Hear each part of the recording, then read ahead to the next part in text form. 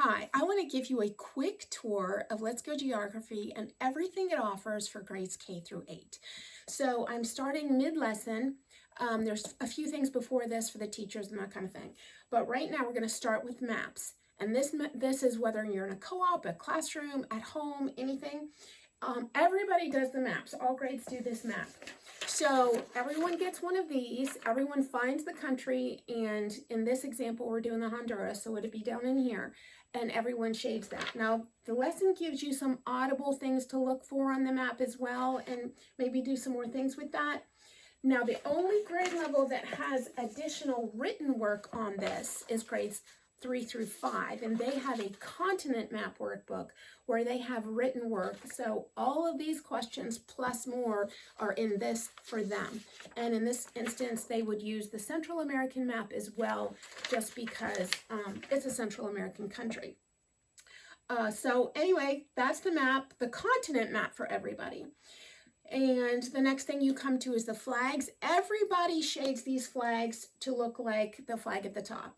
So you print these out, you cut them for everybody, everybody gets one. And where they put them is different for everybody. The smallest kids really like the geography passport. That is a little extra thing to buy, but they love it, and I would highly recommend it. Grades 3 through 5 have a map page. And I will show you that in the back of this because I didn't bring it with me. And grades 6 through 8 have it in their own workbook, a place to put that. And I will again show you that later. The next thing we do is music. So we have 2 video clips here. One is the national anthem and one is a kid song or folk music, dance, things like that. The next thing did you know, very interesting facts that everybody would be interested in, very interesting things and key things. The next section is photos. So in a classroom setting, you would want to have something where you can show photos and you can show videos, some sort of device where you can transfer this stuff onto that device. At home, it's right here and it's easy. So they look at pictures, and then there's video links.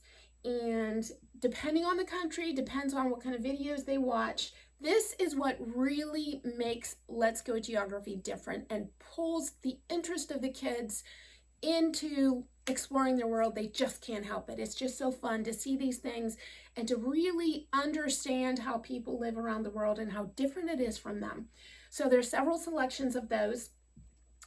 In a co-op or classroom, you might pick and choose, not show them all depending on your time. Then we get to chapter 5, more to explore. This is where the grades 3 and up branch off. So 3rd through 5th graders have 2 pages. The first page is pretty basic with basic information, and the second page has blocks, fun facts, landmarks, food and culture, and all these blocks are based on what they just saw. So they do not have to research this outside the lesson if they don't want to. Now, personally, I make my co-op kids go ahead and use an atlas or use the internet as well, but they do not have to. Now, grades 6 through 8 have their own pages, and I'll show you those really quick. First of all, this is their first page. It's much more detailed, as you can see, than the grades 3 through 5 was, and this is also where they put their flags. Their second page is also much more detailed, and they have to research outside the lesson. They're required to use an atlas, research on the internet, whatever it might be, and they have these blocks for information. And then if you teach a class, everybody shares their information. I, as a teacher, give them things that I think are critical and have to be in those blocks, and I make them add to those, or they can add from what their classmates have shared. Then they also have a country map. So they zero in on the country with this map, and it's a workbook, and they have questions for that. What do the little kids do? Well, the little kids then have a coloring page. I'll show you that in the back. They also have a craft. So the Honduras does this one. So here's all the instructions and takes you step by step. Usually it's colored paper, paint, glue, crayons, that kind of thing. This one you needed to add feathers. They're really fun and they're easy. So now in the back, I'll show you some of the things I skipped over earlier. We've got a flags page. This is what grades 3 through 5 uses, and this is what grades K through 2 would use if you didn't use the passport, but I'm sure you'll use the passport.